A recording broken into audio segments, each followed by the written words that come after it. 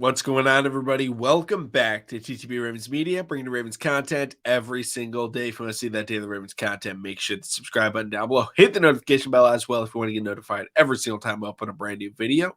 And let me know in the comment section down below your thoughts on my mock draft, because it's Mock Draft Monday. If you don't know, if you're new to the show, every Monday in the offseason up until the draft, I come out with a new 7-round mock draft, no trades, with the Ravens picks. And I like to hear from you guys your thoughts on all the players that I select.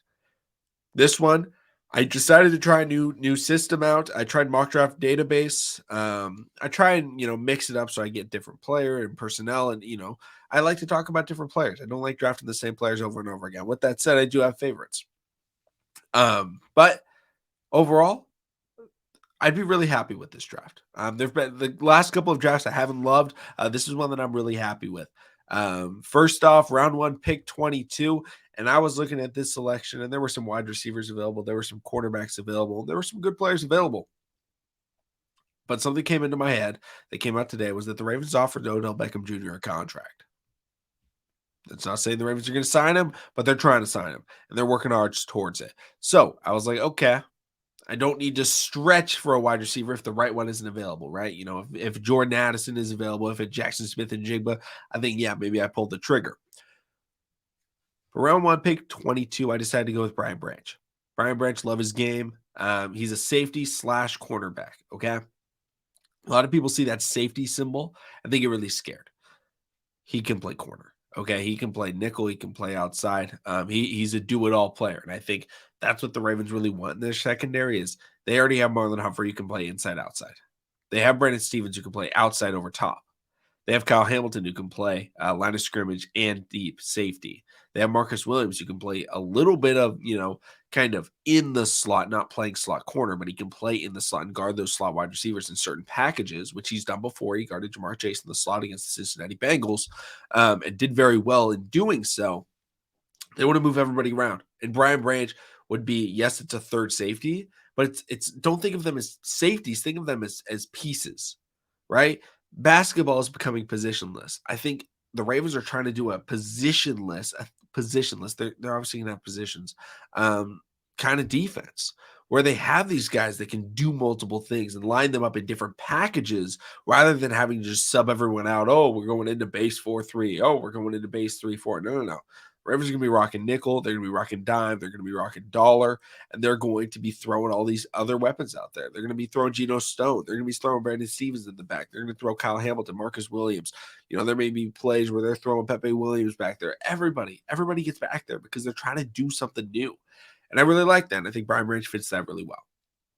Next up, I do still want to get a wide receiver, so I went with Cedric Tillman, wide receiver out of Tennessee. He was the best one I felt like that was still on the board. Before anybody asked, Tank Dell was not available. Most of the guys that I see people saying in the 3rd round weren't really available. Mingo was available, but I think I like Cedric Tillman a little bit more than Mingo. Big body wide receiver, didn't play much last year due to injury, but the year before that, he was the guy in Tennessee, and he was dominant. And he was 6'3", physical wide receiver, not a crazy athlete, but good enough to be a big body wide receiver in the NFL, I think. And so I think that's something the Ravens need. I think that's something they go after, and I think he fits the mold for what they're looking for. Next up, pick 124. That's round 4. I went with Kyle Blue Kelly, cornerback out of Stanford. Now, I already took Brian Branch, and I wasn't planning on taking another cornerback. That wasn't something I felt like we needed.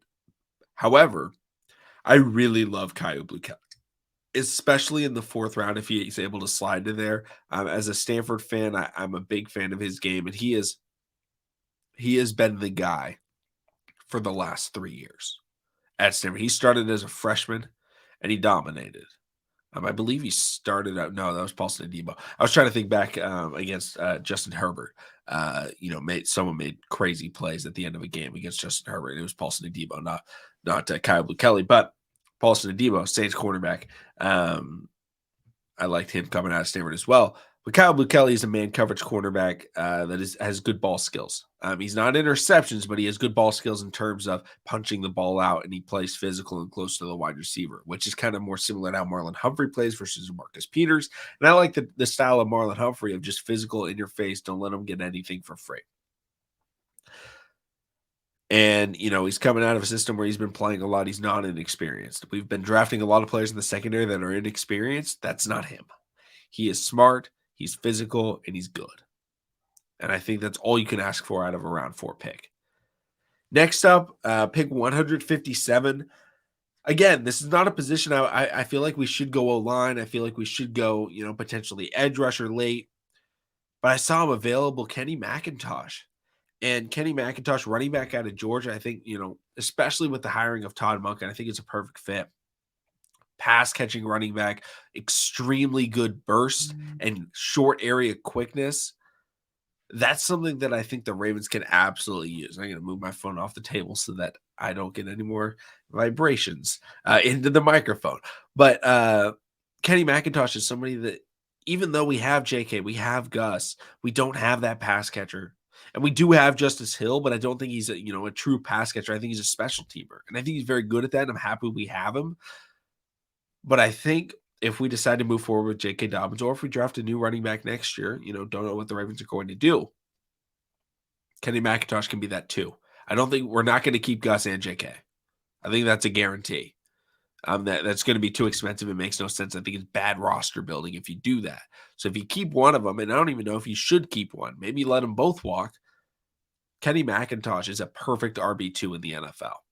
Come in on third downs, especially if you have a guy like Lamar Jackson, who can already run the ball by himself. And then you put a guy like Kenny McIntosh with really good burst and short area quickness and hands, you'd be very good. And that's what Todd Monken was able to utilize at Georgia. When, next to Gibbs was a running back like Kenny McIntosh, where you couldn't back off just because the starter was out. And that's what great running teams have. It's not about the best guy. It's about everybody. Kenny McIntosh is a really good player. We drafted around 6 running back last year, and we didn't keep him. That means that I think the Ravens are trying to find that guy, that mold. And Kenny McIntosh, like Tyler Beatty, is a pass-catching running back with very good quickness. I see some similarities. And finally, pick 199. I think he's worth it in this round. Andre Iosivas, wide receiver out of Princeton, big body, extremely fast.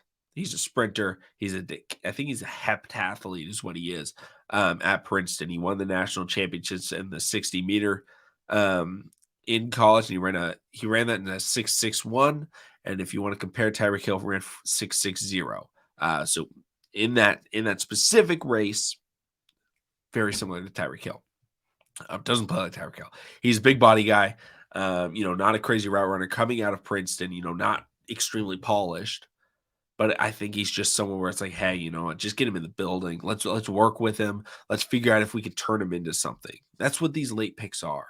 These late picks aren't all home runs, but you remember the home runs. Why? Because teams took a chance. The Bradys, the Antonio Browns, right?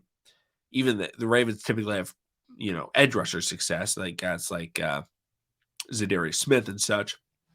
But I think Andre Iosivas is worth it in the later rounds if you're a Baltimore Ravens team, even if you sign Odell and any draft Cedric Tillman. Like, hey, get somebody in the building, get someone to compete. There's a wide receiver room that needs to be revamped. And if he gets beat out by a Prochet, that's fine. Then you know how good Prochet is, right? Let me know in the comment section down below your thoughts on this draft. Thank you all so much for watching. Subscribe for daily Ravens content, and I'll see all of you again tomorrow.